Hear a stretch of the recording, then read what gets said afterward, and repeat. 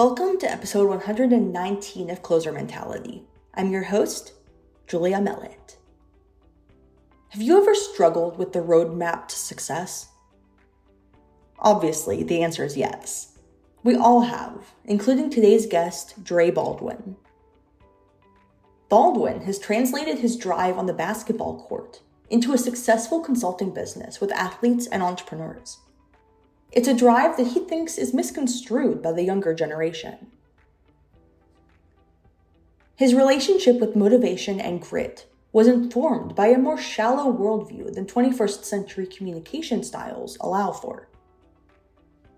His lack of knowledge of what the precursors to success were actually worked in his favor, as it served to build his dedication to his craft, basketball, without extraneous distractions. I was growing up in these years, we're talking the 1990s. So even though we had access to TV, magazines, newspapers, and the internet was starting to be a thing, you pretty much only knew what was happening in your neighborhood and maybe in your town or city. I'm from Philadelphia, Pennsylvania. So you know what was happening in the city because you could read the newspaper, but you didn't know what was happening in the nation. I didn't know what was going on in Detroit or California or Texas. So it's not like I could look up and see, well, the other kids my age who play basketball, they're going to these camps or they're doing this type of training or they have these kind of trainers. So it's not like I was looking at them and saying, hey, I have FOMO because I'm missing out on all the stuff. I only knew what I knew, which is let me just be better than the kids in my neighborhood so I can get picked to play in the pickup games. That's it. And that's a good thing because it didn't lead me to thinking I needed to do things that I wasn't doing. All I figured I needed to do was go to the park and just work on my game. The good thing about basketball is you can practice by yourself. And let me just get good enough to make the local recreational center team. Then we make the high school team. And then maybe I can play in college. That's all I was thinking about because that's all I could see. Whereas in the world that we're in today, I might have been going to my parents and saying, hey, I need to have this training material, or I got to have a personal trainer, or I got to be doing all these specialization things because that's what every kid is doing in my age bracket who is serious about playing sports. So mom and dad, if you're serious about me making it as an athlete, you got to invest in these things. That would have been a whole different conversation. So I think it was good that I didn't have all of those things and that I was kind of randomly doing stuff. And it was all 100% on my own volition on top of that. This mindset of single-handedly battling adversity wasn't cultivated without roadblocks, though. In fact, Baldwin didn't make Carver High School's varsity basketball team until his senior year. Still, he persisted. Obviously, the world is giving you no reality. It's telling you that this is not going to work out. So I started for that first week after I didn't make the team thinking about how else could I be somebody. Who am I going to be? Because at this point, I'm 16 years old. So who am I going to be when I get out of high school and go on with the rest of my life if it's not going to be an athlete? Because obviously, this is the sport that I've decided to kind of cast my lot in, and it's not working. And I'm not going to be good in any other sports. So what will I do? And for a week, I couldn't figure it out. But the image kept coming back. The image in my mind kept coming back to basketball. The visualization kept coming back to basketball. And I didn't understand that, Julia, because I had just tried with basketball and basketball had just told me no. Very clearly, it told me no. But the image kept being basketball. So then in my local neighborhood, I heard that there was a team in my age bracket for players who were in that bracket. I said, okay, since basketball keeps coming to me, I might as well just go play for that team. All right, since this basketball keeps coming, let me just go play for them. And I played on that local team, not at my school, and I played pretty well on that team. And it kind of reignited my fire and gave me some confidence because I played pretty well and I was one of the key players. And that told me, hey, maybe basketball can work out. So, then the rest, I went and tried out again, made it as a senior. That senior year's success was enough of a taste of greatness to fuel Baldwin's next stage, playing basketball collegiately. But he was behind the eight ball. I already knew by the time I was getting out of high school that whatever school I went to, I knew the basketball team wouldn't know me because who was I? I hadn't done anything in high school for even if I called the school and say, hey, I'm me, I want to come play for your team. They would have said, well, who are you? Where'd you play? What'd you do already? The answer is I'm nobody. I've not really played anywhere and I've not done anything. So there was no point in making that call. So I just figured wherever school I go to, all I'm going to do is find the fitness facility where the basketball players hang out and I'm going to show up and I'm going to play. And if I'm good enough to make it, then I'll be on the basketball team. And if I'm not good enough, hey, if it's 12 or 15 guys on this campus who are better than me at basketball, I will come to all the games and watch them. So that was my mindset. And that's how I ended up walking on in college. What happened is I went to Penn State Abington, which is right outside of Philadelphia, as a freshman. It was about 20 minutes from my house where I grew up. So and it's a commuter campus. They had no dorms. So you drove to school every day. So I would drive to campus in the summer when I wasn't even taking classes that summer, but I would go up there because I got to use the indoor facility. Because again, I'm telling you, I grew up in the 1990s. We didn't have access to indoor gyms. So these days you see some 14-year-old kid playing basketball. He has a gym he goes to. That was not our reality. Our reality is you played on the playground. If it was raining, you just didn't play that day. And I finally had access to an indoor facility for the first time in my life at 18 years of age. I was probably 19 by this point. So I would drive up there every day just to use the gym. So one day I'm walking in the cafeteria. Mind you, it's not even the basketball gym I was in, Julia. I was just going to get some food in the cafeteria, and some random guy approached me, and he starts asking me about basketball. Now, I had on basketball gear, but I was not playing basketball. I was just getting food. So I just asked him, how you even know I play basketball? And who are you? I didn't know who he was because I knew I didn't know this guy. And turns out he was on a recruiting job for academic recruiting because he was an academic recruiter from the Altoona campus, but he had two jobs. He was also the basketball coach.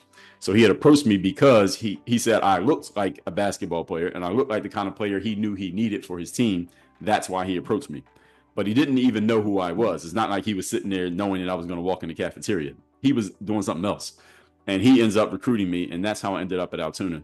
The good thing about staying within the Penn State system is that everything transfers over. So it's not like I didn't lose any credits or anything like that. They don't all have the same degree programs. So the degree program I was actually in at that time I think it was psychology. And he said, well, we have HDFS, Human Development Family Studies, which is like the sisters to psychology.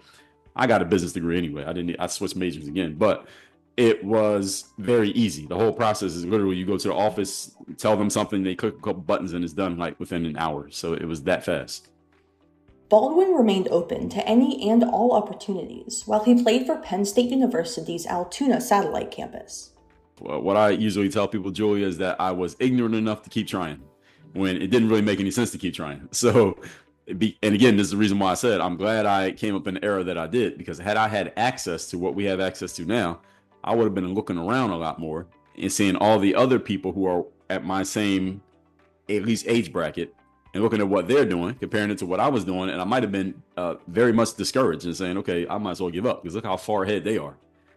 There were people who were farther ahead than me back then, but I just didn't know about it. My ignorance was actually helping me. So, as they say, ignorance is bliss. The less that I knew, the more it fed my belief that maybe this might work out. So I'm glad that I didn't know what I didn't know. For student athletes trying to force their way through the success process, Baldwin discourages reliance on external forces. He alluded to social media and false idols working directly against youth athletes building self-efficacy. Now, the thing is, you have to be disciplined enough to take in the material that helps you and not taking the stuff that's going to hurt you. So that's where the discernment comes in, because you got access to everything. The trade-off of that is you have access to everything. So it's having the right people around you, and that's often much more important offline than online. So if you have the right people around you, for example, I have a son. He's very young, but if he decides to get into sports, he's going to have me as his first coach, so to speak. I'm not literally going to be his coach, but I'll be his first coach as far as like mindset and the way you're thinking about things. And if he's in my situation, like, man, I'm 14 and I'm not on the team, and look at all these other kids who are 14 who I see on Instagram, I can give him guidance on that because I know what it's like. And he's hearing what he hears from me is going to be more important than what he hears on the internet. All right. So I'm going to have much more influence. But let's just say there's a young man out there who doesn't have a dad around who can talk about that, or doesn't have a dad around at all. He can find somebody like me on the internet. And I've been that person for a lot of young men over the years with the material that I put out. So it's the biggest thing is really, and I tell this to people all the time when they're trying to advance in life, the biggest thing you need to do to advance is not do more, you need to do less. You actually need to cut down on what you're consuming, cut down on what you're doing, cut down on your circle, and focus on the essentials. As they say, the 20% that produces the 80% of results. The discipline is figuring out what is the 20 and staying away from the 80. The 80 that produces only 20% of results. Then you look at sports. 3% of high school players play college, 1% of college players play pro. Right? And that's bigger than the 80-20 rule. And if you're going to be one of the few, understand that there's a certain talent level baseline that you must be above. The people who are above that level of talent are eligible to make it. Everyone who's below that level of talent, you're not making it no matter what you do. If you're over that level of talent, you have a chance. Now, amongst these people, you still have to beat them out in order to get your shot. And the difference between one and the other is not often a talent difference. Now, there are some exceptions. If you're LeBron James, your talent is so great, you're going to get a shot, even if you half-ass it. But everyone else, they're all talented enough to make it. The ones who do are the ones who are the most consistent, the most disciplined, the most reliable. And that applies in almost every profession. But most applies in sports, because sports is the closest thing to a meritocracy you're going to see. Whereas other professions are much more about who likes who, not pissing off the boss. And in the sports world, if you can play, you can play. They don't even have to like you. If you can play, you're going to be on the team anyway. And that's the only place in the world where that is as true as it is in sports. Baldwin used college basketball for the Nittany Lions as his next springboard toward success. He placed himself in positions to succeed and earned the right to do so.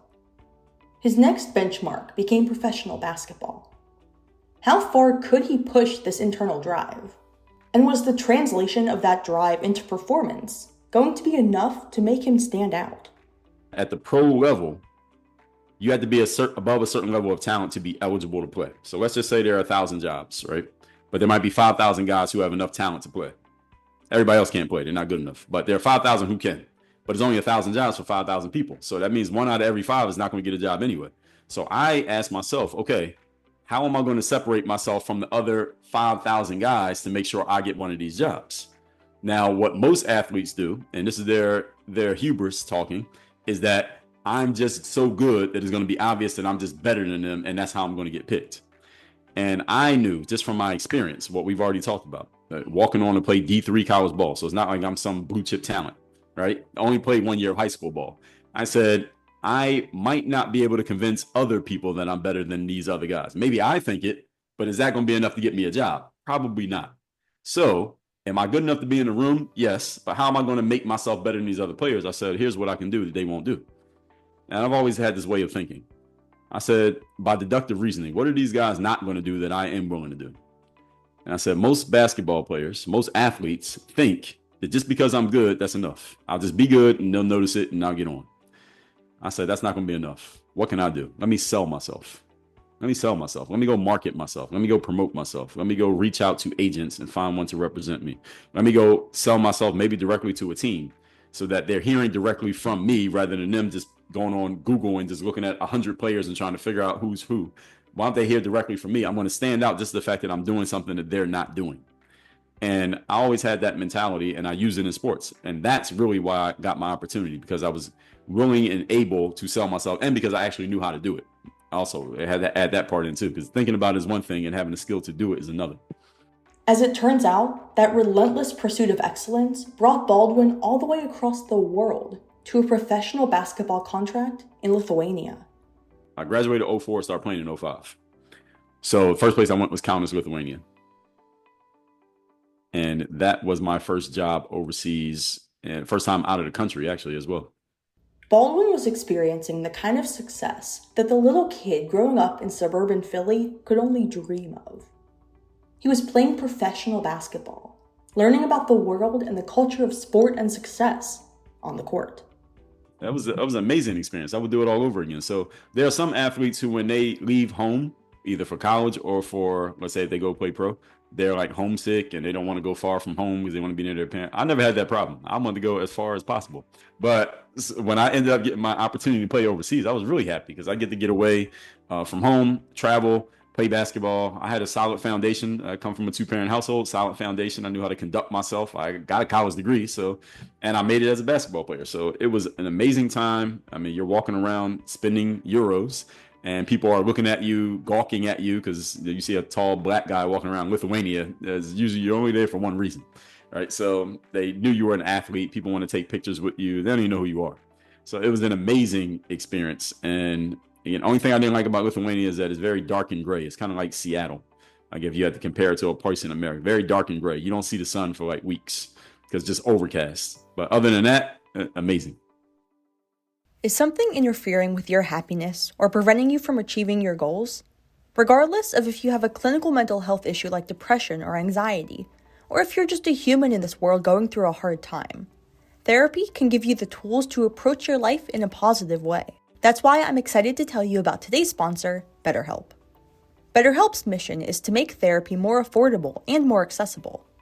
This is an important mission because finding a therapist can be really hard, especially when you're limited to the options just in your area. BetterHelp is a platform that makes finding a therapist easier because it's online, it's remote, and by filling out a few questions, BetterHelp can match you to a professional therapist in as little as a few days. It's easy to sign up and get matched with a therapist. If this sounds like something that could help you, there's a link in the show notes to get you started on your therapy journey. It's betterhelp.com/closer mentality. Clicking that link helps support this channel, but it also gets you 10% off your first month of BetterHelp. Because finding a therapist is a little like dating. If you don't really fit with the therapist matched with you, it's easy and free to switch therapists without stressing about insurance, who's in your network, or anything like that. So if you're struggling, consider online therapy with BetterHelp. Click the link in the description or visit betterhelp.com/closer mentality. That's BetterHelp, HELP.com/closer mentality. Thanks again to BetterHelp for sponsoring this channel. Did you know that you can purchase audiobooks directly from your favorite local bookstore? With Libro FM, you can pick from more than 325,000 audiobooks, including bestsellers and recommendations from real booksellers. You'll get the same audiobooks at the same price as the largest audiobook company out there, you know the name. But you'll be part of a different story, one that supports your local community. If you're new to audiobooks, they're the perfect way to squeeze more reading into your busy life. Listen with the free Libro FM app while you do chores, walk the dog, or relax at home. If you already love audiobooks and don't know what to listen to next, check out recommendations from the people who know best, booksellers. Closer Mentality has partnered with Libro FM on a special offer. Through the link in the show notes, you can get 2 audiobooks on Libro FM for the price of 1. Offer only valid for new members in Canada and the US. Thanks to Libro FM for sponsoring this podcast. Baldwin parlayed his Lithuanian stint into 8 more seasons, playing in Mexico, Germany, Croatia, Slovakia, Great Britain, and Montenegro. He also spent time stateside, playing for the USA All-Stars. The mid-2000s set the scene for Baldwin's flourishing basketball career. Concurrently, he was publishing basketball training videos to an emerging platform called YouTube. This move skyrocketed his notoriety more than his near decade of professional playing career did. At that time, I started playing in 2005 and also started putting YouTube videos out. So now I'm showing people how to practice basketball, and eventually people start asking who I am, and I tell them everything I told you, I'm telling them. And I tell them I'm playing overseas. But at the time, many of the videos, I would be in Miami in an empty gym practicing. So they're like, I thought you played overseas. And I'm saying, well, I'm in between jobs right now. And a lot of times I'll be in between jobs. So the players who had that ambition, many of them were saying, okay, yeah, I want to play for the New York Knicks or the Lakers, but if that doesn't work out, maybe I can play overseas. Hey, this guy's playing overseas. Maybe he knows how to do it. So I would get a lot of questions about how to play overseas. Baldwin was also publishing written content to a blog, which aggregated everything he'd learned about success. Students of the game found his content and started asking how they could use what he'd learned to their own advantages. Thus, the Overseas Basketball Blueprint was created. So at the time on my blog, I would blog about overseas basketball. Here's what you do. Here's the steps that you need to take. Here's what you need to understand. Here's how you go to an exposure camp. Here's how you make these decisions. So I would write a bunch of blog posts about these things. And if you looked up overseas basketball at that time, you would see my website over and over again. I basically owned that in the SEO. So then self-publishing was a thing by this point. I think that book came out maybe 2014. And self-publishing was a thing. So I said, why don't I just take all these articles and combine them and just make it into a book? And that's pretty much what that book was. All the articles that I had already written, I just put them together into a book, and I cleaned it up and made it into a book. So that's where that blueprint came from. Was now, to answer your question, number one, a lot of players were asking about it, and I knew people wanted it because I could see the stats on my website. And secondly, when I was trying to play overseas, there was no guidance. So I tell this to people all the time.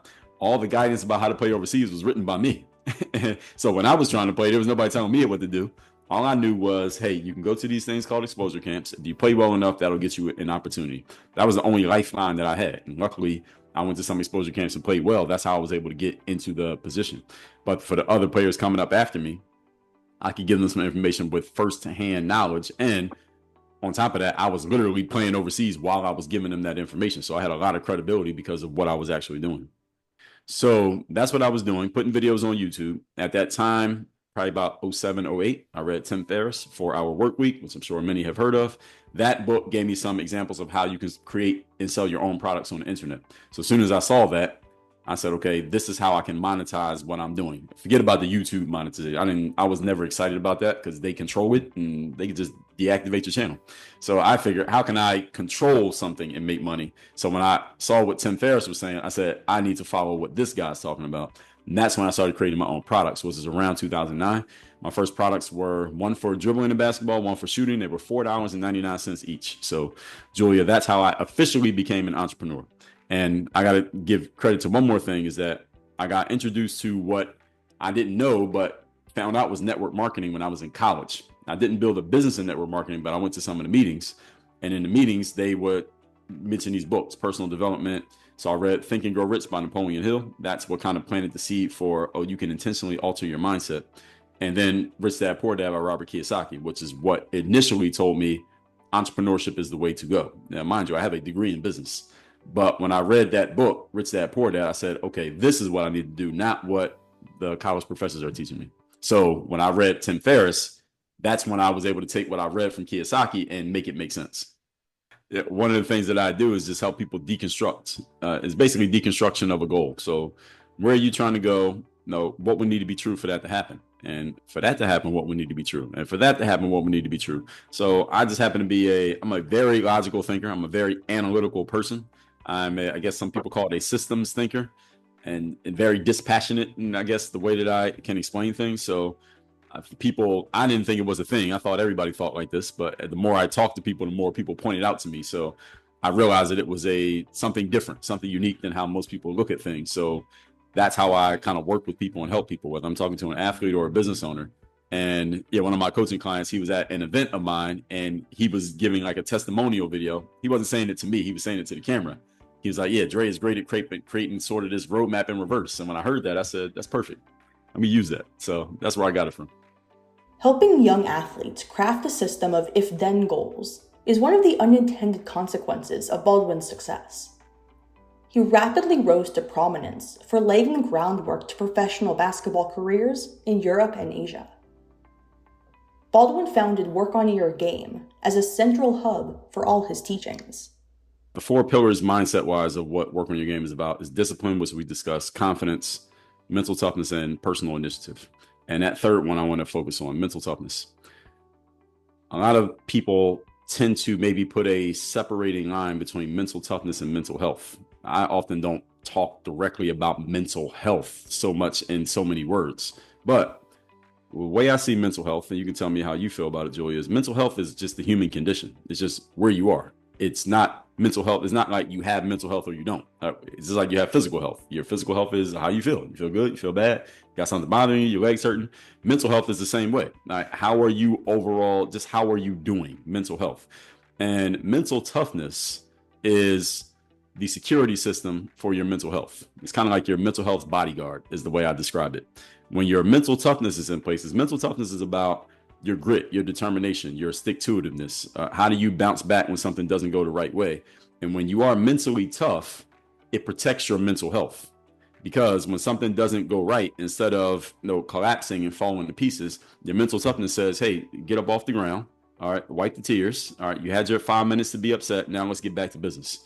That's the mental toughness. So mental toughness and mental health actually work together, and that your mental health employs your mental toughness to protect your mental health from the challenges of the world. And the better you're able to deal with the challenges of the world, the more healthy your mental health will be, for lack of a better term, because your mental health is kind of beating everything back. It's kind of like, I don't know who's a famous person, Kim Kardashian walking around. She's got some 6'8" security guard pushing everybody out the way so she can get through. All right, that's the mental healthness, pushing everything out the way so the mental health can make a path. So that's the way I look at it.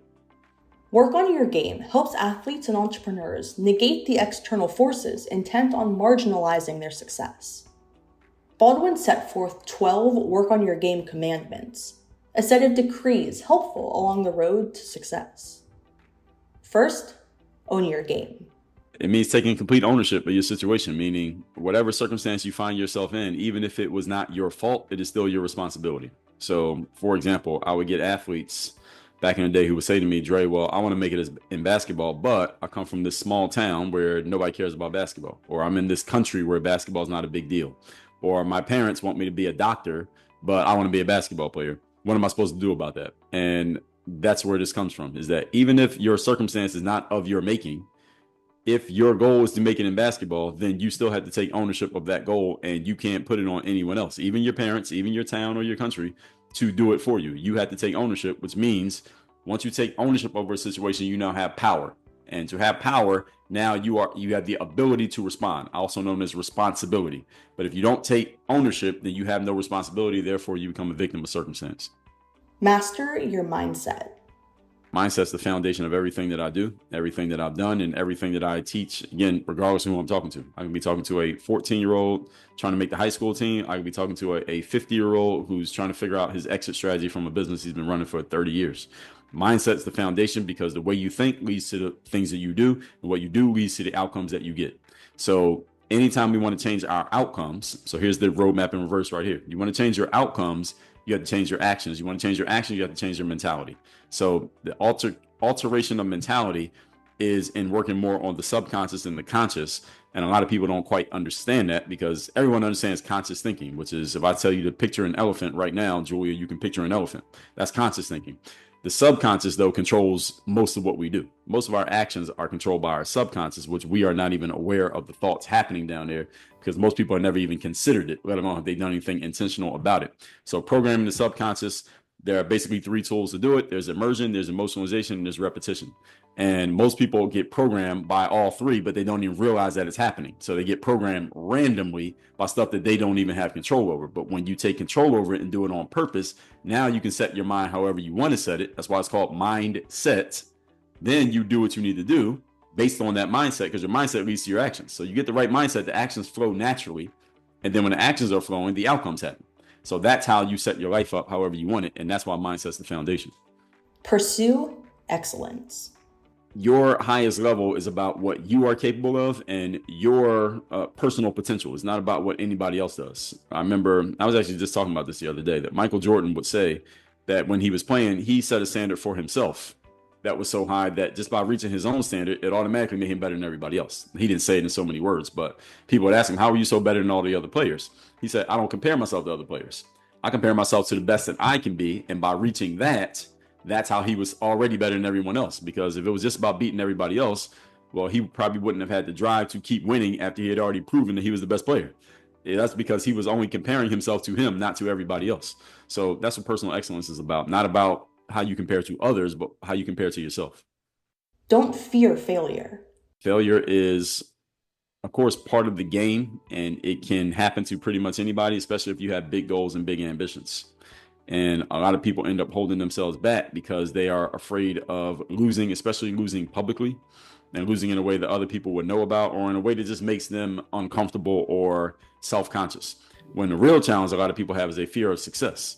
Because when you're successful, what happens is now you set an expectation. Now you and others expect you to perform at that level all the time. Now everybody else who can't perform or hasn't done what you've done, they're going to sit back and wait for you to solve the problem because you solved it in the past, so you might as well solve it again. That becomes not only an expectation, but that can translate to pressure. People feel pressure because, oh, now I have to perform like this over and over again. Again, you show your teammates that you can be Michael Jordan one game. Well, they're going to be expecting you to be Michael Jordan every game. Now you have Michael Jordan tomorrow, and the day after that, and the day after that. And when everybody's trying to stop you, you still have to be Michael Jordan. That kind of pressure, a lot of people don't want to deal with that because it comes with an expectation and that comes with a mandate. You're accountable now to perform at that level. But on the other hand, if you just stay average and just do okay every day, well, that's what everybody expects of you, to be okay. So it's much easier to be okay every day and live up to that expectation than to be Michael Jordan every day and live up to that expectation. So what a lot of people call fear of failure is actually a fear of success, because they don't want to fail at proving that they can be successful again. Be a master of your own destiny. And that's again about the ownership. All right, where do you want to go? What is your ultimate outcome? And you decide how to steer the ship or where the car is going to go. What I tell people is that every vehicle, anybody been in a car before, a car has only one steering wheel. It might have 15 seats, but there's only one steering wheel. This means you have to sit in the driver's seat of your car and you determine where to go.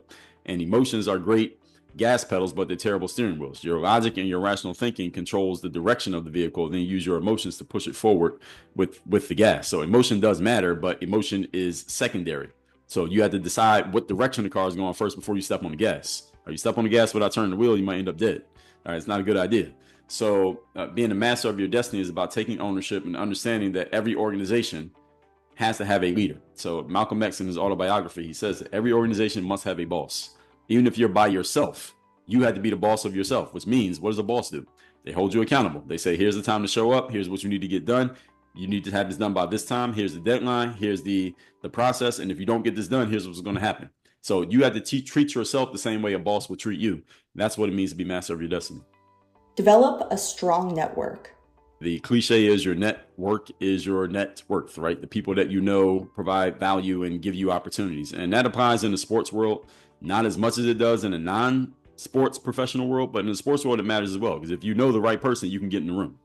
Knowing the right person, get a phone call answered. It can get you a tryout that you otherwise wouldn't have gotten. Could get you a chance that you otherwise would not have gotten. And especially in the non-sports world, the world that I'm in now. And I tell athletes this all the time, that one of the biggest differences between being an athlete and being an entrepreneur is that as an athlete, it's all about competing. It's about beating everybody in front of you, everybody around you, everybody behind you. Just beat everybody and you'll win the day. Just beat everybody, you win. In business, you can't just go out trying to beat everybody. You are competing. I mean, Pepsi competes against Coke, but there's a whole lot of collaboration happening in the business world. Business is much more about collaboration than it is about competition. So that's how can you and I work together, and I have something that your audience wants and you have something that my audience wants. So now we both can win by providing to each other in a way that we're working together instead of just trying to beat each other. Again, there's a space for competition, but collaboration carries the day in business, whereas competition carries the day in sports. That's what the network is about. Cultivate wisdom. Well, wisdom is about having knowledge, but not just having knowledge, because if all it took to have wisdom was knowledge, then everybody would be very wise, because we all have access to more information right now at our fingertips than our grandparents had access to in an entire lifetime. So wisdom is about which information do you need access to? That's the challenge today. Is not do you have information? It's which information do you have?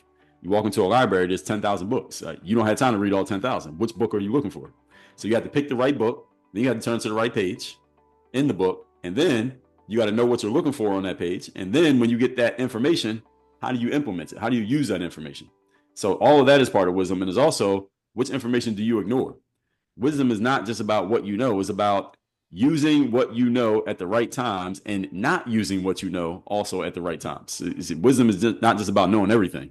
Because there are sometimes that some of the things you know, you should probably keep them in your head and not let them come out of your mouth or act on them in certain circumstances. That's wisdom as well. Taking calculated risks. It depends on what you consider to be a risk.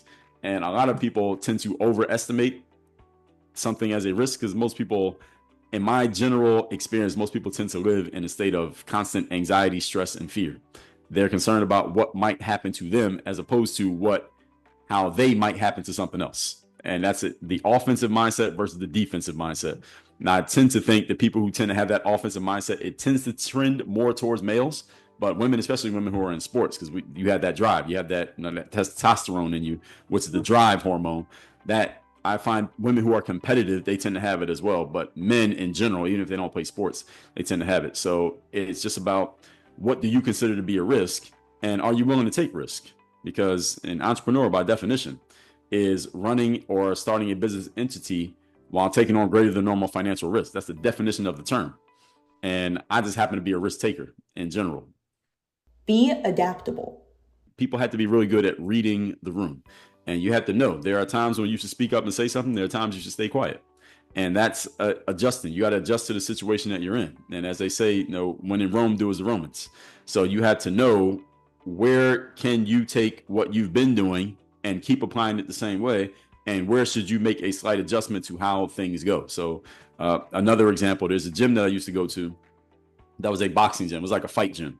And I would work out with my trainer there, and even when I worked out by myself, I just wouldn't wear a shirt. I just wouldn't wear a shirt when I was working out, and that was the norm. I'd get away with it because there'd be a bunch of other dudes walking around there with no shirt on in the gym, and that was fine. But one of the gyms I go to now, is not a fight gym and everybody has a shirt on. So now I got to take the extra step of packing a shirt when I go to the gym because it's a different situation. Why? Because I'm reading the room. Okay. I don't see anybody walking around here without a shirt on. So I guess I got to bring one when I come.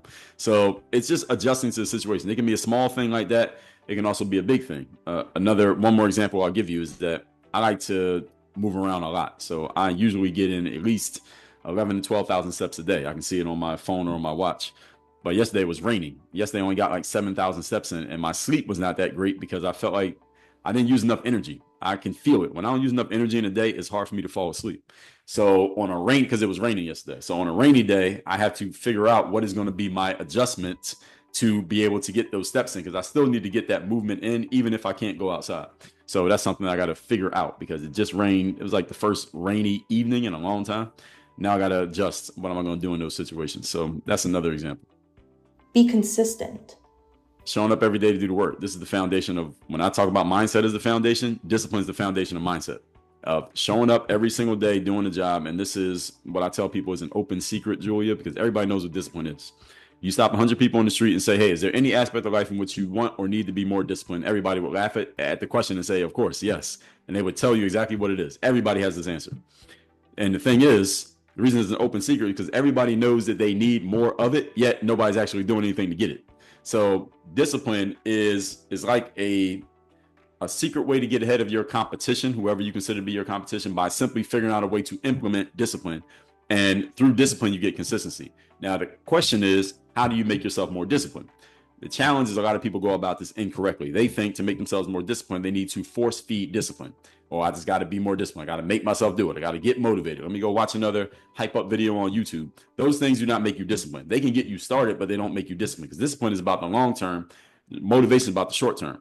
Motivation doesn't always show up. So the way I tell people is motivation is like a weekend visitor where discipline moves in. Discipline is a resident and motivation is a visitor. So discipline comes from structure.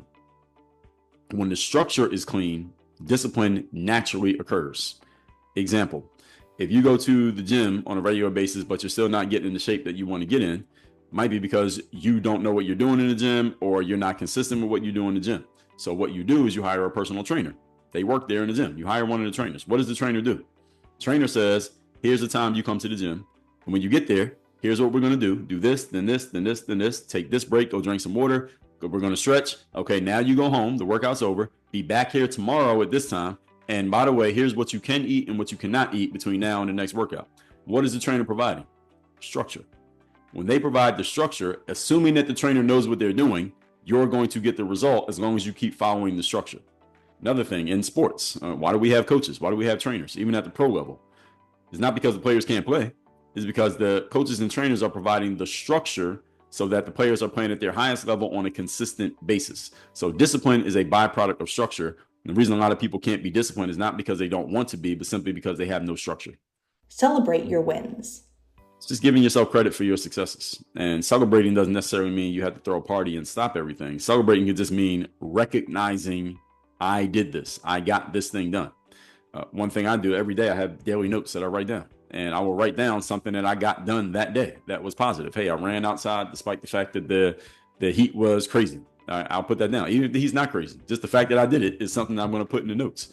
The fact that I had this conversation with you is going to go on my notes today. I had this conversation with Julia, and this episode is going to come out at some point. That's a win for the day. It was something I was supposed to do, and I did it. And these are all things that, I didn't say this yet, but when it comes to the subconscious mind, understand that the subconscious operates off, again, immersion, emotionalization, and repetition. This is the one that happens the most often, is the repetition. Whatever you're telling yourself over and over and over again, the subconscious mind is going to start looking for that because you keep saying it. So it's going to assume that this is serious to you. It's important to you. So if you consistently every single day recognize wins in your life, whether a big thing or a small thing, the subconscious mind is going to not only start looking for more wins, it's also going to direct you to do things that lead to more winning, because you have told it through repetition that this is what is important to you. So this is how you set yourself up for more success, by recognizing the successes that you already have. And finally, live a life of purpose. You need to have a purpose, a goal. Where are you actually going? Where are you headed? It's like you get in your car and you have Google Maps comes up on the display on your navigation. If you don't give it a destination, it can't tell you where to go. You go anywhere. All right, there's plenty of road in this town, but if you don't have a destination, where are you going? I tell the example I often give people is that if you call American Airlines and say, hey, put me on the next flight to Seattle, they'll say, okay, sir, but where are you? If I don't know where you're at, I can't tell you where to go. All right. Are you in Dallas? You in Chicago? You in LA? If I know where you're at, then I can get you on that flight. If I don't know where you're at, I can't get you on that flight. So what is the purpose? What's the destination? What's the goal? And this is the first question I ask anybody I'm working with. Anybody comes to me for help and they say, Dre, can you help me with anything? Doesn't matter what they said. First thing I'm asking them is, what's the goal? You want me to help you with dribbling and basketball? Why? Why do you want to get help with dribbling and basketball? Dre, help me finish writing my book. Why do I need to help you finish writing your book? Why do you want to write a book? Help me with my business. Why do you have a business? All right, what's the goal? What's the problem in the business that you need my help? You already got a business, so obviously you know something. What's the point? What's the goal? That's the first question that I ask. And also, and I often say this to men, it's especially important for men these days because we are very easily distracted by things on our social media that would not distract a woman, if you understand what I'm saying. And I say to men, get on your purpose. And instead of you going and chasing after those things will start chasing after you. Are you an athlete rehabbing from an injury? Are you a coach or athletic trainer seeking additional support for your injured athlete toolkits? KT Tape has exactly what you need. KT Tape is a rehabilitation tape that helps stabilize and compress sensitive areas of the body during exercise. Apply KT Tape to an area either in pain or in recovery and feel the difference. KT Tape is comfortable, stable, and long-wearing. There's tape for all modes of action, from gentle, which is safe for easy activity and everyday use, to pro extreme, for athletes in moderate to high-impact exercise. KT Tape makes water-resistant tape as well for a more adaptable rehabilitation implementation. KT Tape caters to lifelong athletes and focuses on reducing muscle soreness for all users when worn during exercise and up to 48 hours post. Are you an athlete in need of prescription sports goggles or sunglasses? Today's final sponsor may have just the solution for you. A Sight for Sport Eyes was created when founder Shannon Knight saw a niche that was perpetually going unfulfilled. A Sight for Sport Eyes grew out of a need for education surrounding the impact of sport-related eye injuries and their lasting repercussions. A Sight for Sport Eyes runs like a regular optical practice, not an e-commerce store. Their goal is to give you the same high-quality service and name-brand lenses made by the best optical laboratories in the country, geared specifically for athletes and athletic use cases. If you need new lenses or frames, A Sight for Sport Eyes is the perfect place to get them. The links to BetterHelp.com, Libro FM, KT Tape, and A Sight for Sport Eyes are all in the show notes. Now, let's get back to the episode. If you're interested in learning more about Baldwin's teachings and how to market yourself for success, I have links in the show notes to all his content. Thank you so much to Dre for breaking down the business model and helping transform adversity into success through dedication and excellence. Thank you for tuning into episode 119 of Closer Mentality during Men's Mental Health Month. I've also linked pertinent resources in the show notes. As always, I'm your host, Julia Mellett. See you next week.